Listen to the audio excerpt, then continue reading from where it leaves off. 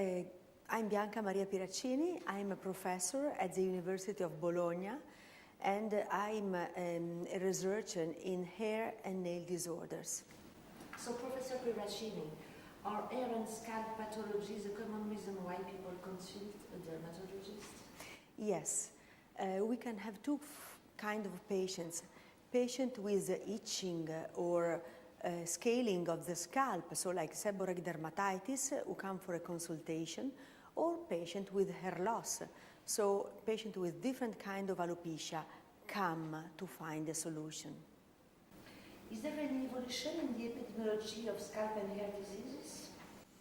So in the years we have seen a stable epidemiology of almost all disorders, except for a disease which is called frontal fibrosing alopecia, which is a cicatricial alopecia that produces a retraction of the attachment of the hair from the scalp. So you have a recession of the frontal hairline.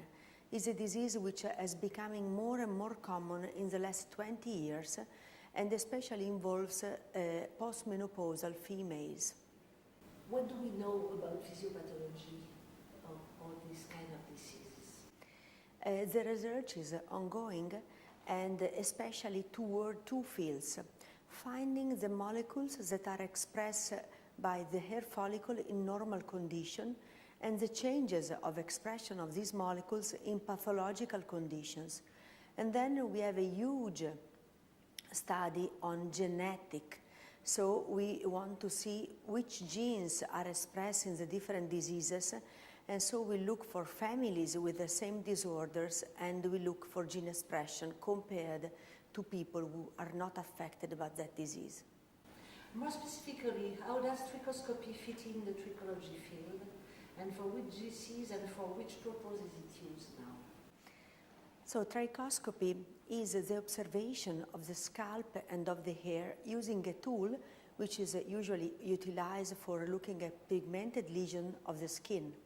So you can look at the scalp and at the hair with a higher magnification and light. So within the trichology field, it helps to diagnose several disorders because the clinician can see signs that are not seen with the naked eye.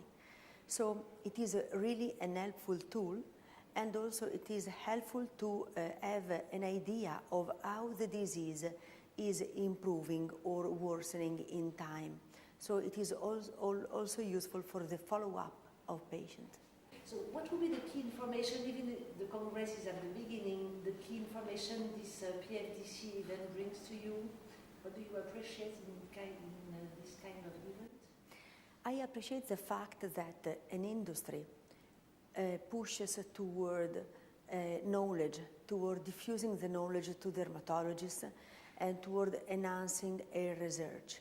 In this Congress, we will hear about studies on senescent alopecia, which is a disease never studied before, but was studied now due to the will of Pierre Fabre. So it's nice to see a company who help research to go on.